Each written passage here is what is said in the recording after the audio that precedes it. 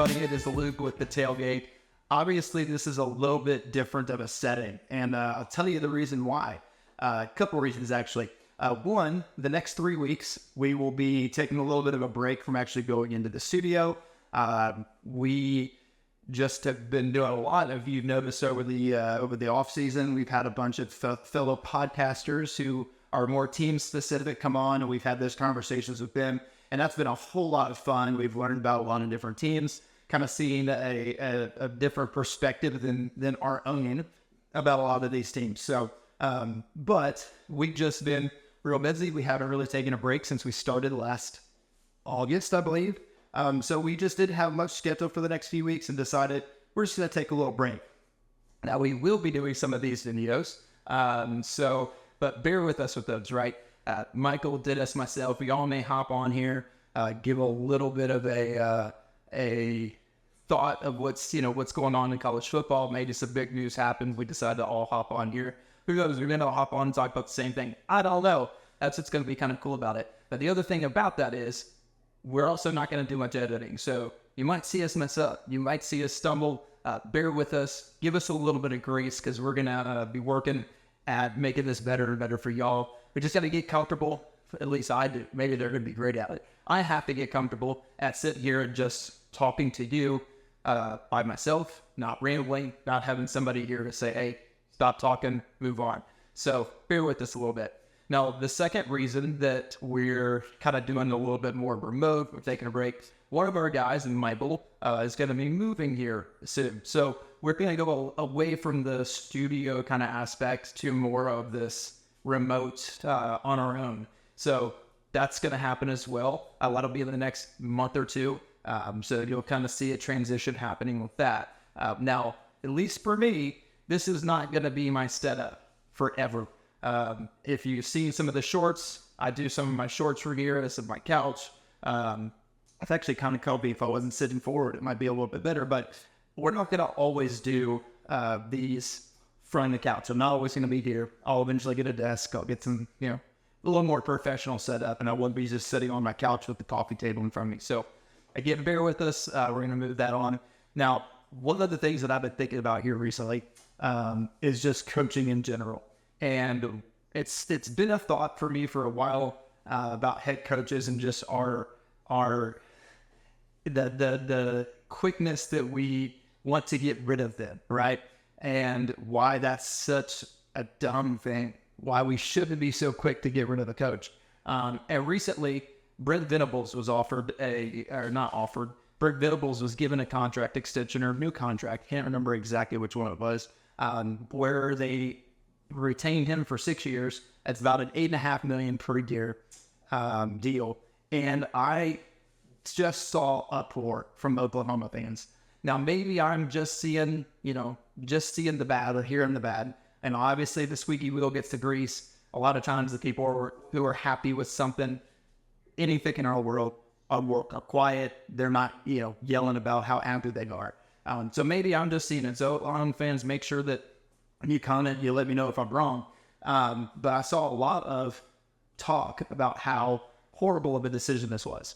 Now, obviously, he's been there for 2 years. He was 10-3 last year. I think he's 16-10 in the 2 years combined. So I guess if my maths are working right, that'd be 6-7 his first year, if I remember. So obviously, he had a rough start. Now, Lincoln Riley did not leave the cupboards bare when he left for USC.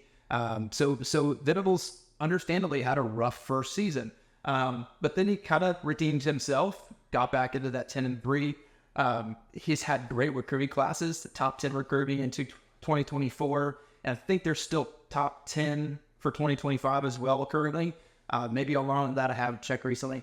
But he's getting a lot of hate for being a pretty good coach who went to a new job, had a little bit of a learning curve, a little bit of a, growth there, but kind of leveled off pretty quickly in just a year and has got some great prospects coming in. He's got some great kids, good recruiting classes coming in. So the future's looking bright for him. And then it got me kind of started to think as an Ohio State fan, we also saw this with Ryan Day. Ryan Day obviously has lost to Michigan the last 3 years. You look at some of the big, they've had big losses. But I think what a lot of times what fans don't do is kind of look at the flip side of this, right? A field goal, and Ryan Day is a national championship winning coach, because they would have beat TCU as well. But you also, I've said this on our show. I'll say it every single time coaching comes up. I've said it on other podcasts that I've been a guest on. Who are you going to get that's better, right? If you're a lower Power 4 team, if you're in the group of 5 and you want to kind of change coaches, that's fine. You can take that gamble, right? If you're going 6-6 every year, right, and you're just looking for that coach to give you that little spark to jump ahead and maybe start to build your program in an upward trajectory, that's fine. You can do that. You're going to have a lot more grace as a team who is annually 6-6 that decides that they're going to make a change to try and take that step up. That makes sense. I mean, you get into the top 25, especially in my opinion, the top 10, switching coaches could set you back. Okay. So the example I'll give you for that is Michigan. As much as I dislike Michigan as an Ohio State fan, right? And it pains me to even say their name sometimes. Excuse me. And there's no editing there, that little cough and the rasp. Let me take a drink here real quick. But what I was saying is when we look at Michigan, they had Bo and they had Lloyd Carr. And then they started to want to get and make a change, right? And then make these changes, and then you have your Rich Rod years, and you have all these coaches who just aren't up to par, right? And so now they were bright and shiny. They were the new guys. They had some cool. Rich Rod especially had some fun play calling and some stuff that he wanted to do that looked really bright and shiny. But when it actually came time to implement it, it didn't work, and they really set Michigan back. Now, obviously, they're storming back. We won't talk about all the allegations, but they came storming back. They got a national championship. So, hey, they're probably not too worried about it right now, right? If you're a Michigan fan, I'm sure you're not too worried about it right now. But all that to say, when you get into the top 10, when you get into the top 15, get in the top 25, the question you have to ask yourself is, who is better? So Oklahoma fans, Ohio State fans, if you're that quick, if you're still talking about getting rid of your coach, if you're still talking about moving on from your head coach, please take a step back. Get out of fan mode. Put your logical thinking brain on and just go, who would come? Who would come to our team? And not only who would come to our team, who would come to our team that is a surefire, better candidate than what we've got? We look at what happened this offseason. Nick Saban, the greatest of all time, right? He retires. And two of the biggest name candidates, or at least what everybody thought, Dan Lanning and Sark from Texas, both come out and say, hey, we're happy where we're at. We like what we're building. We've got the recruiting, we've got the money, we've got everything that we need here. Why am I going to go to Alabama? So no longer is a coach going to hop ship just because you're Alabama or just because you're a big name blue blood program. So you really got to say who's better. So Oklahoma fans, who's better? Who is better? Who would come?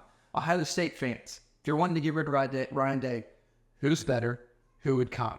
I think those are the two things. Now, if you're an Oklahoma fan, I mean, I think I could list off a few coaches that I would say were probably better than yours.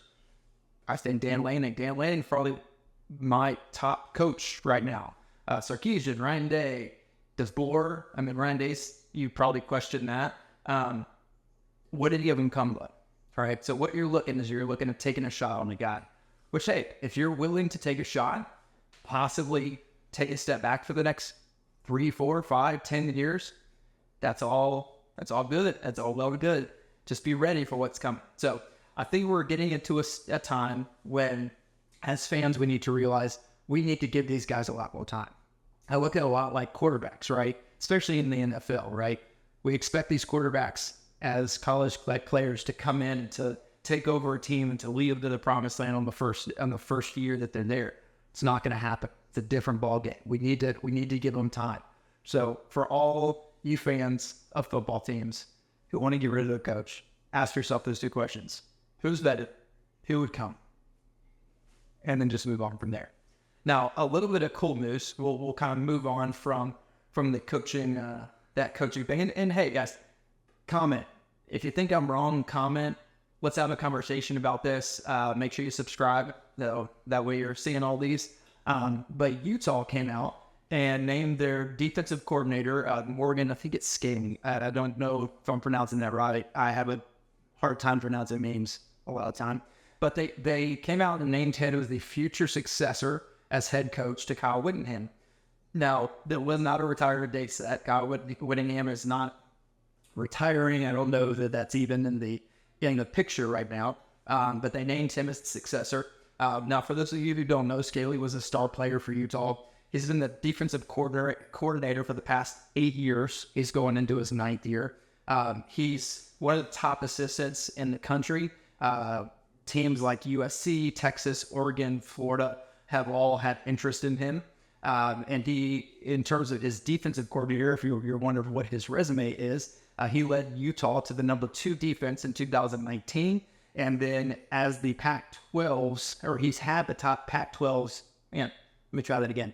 He has had the Pac-12's best rushing defense in 5 of the last 8 years. So he's a great coordinator. I think this is kind of, when we look at wanting a new coach, right, or wanting somebody, I think this is the perfect way to do it. Right now, what you're seeing is Whittingham, who is a great coach, who's been at Utah for a long time, is taking somebody and he's mentoring them through. Now, a little bit easier to do when you're a school like Utah versus a team like Alabama or Texas or Oregon, who kind of has that spotlight on them at all times. But I think this is a really smart way of doing this. You have a guy who's been very successful. Kyle Whittingham has been very successful with Utah. I think he's very much underrated as a head coach. And he's taking somebody under his wing who's good, who other teams want. And he's saying, hey, let's do this together. Let me teach you what I've been doing. So hopefully you could have some sustained success. Then you've also got a team who is, or a school who is saying, hey, we're going to go ahead and tab you and tell you, you are the next head coach. Regardless of what happens, we're giving you the nod. We're saying you're our guy, and we're going to move forward with that. And so he's got his job security, his job stability. Hopefully he's not looking anywhere else. At least that's what Utah's going to be hoping.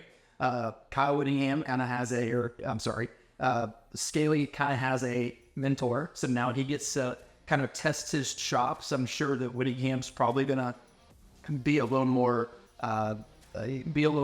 in with him and talk to him about what he's doing, why he's doing it, how he's been recruiting, how he's been coaching. He's going to give him kind of that, inside track into his mind.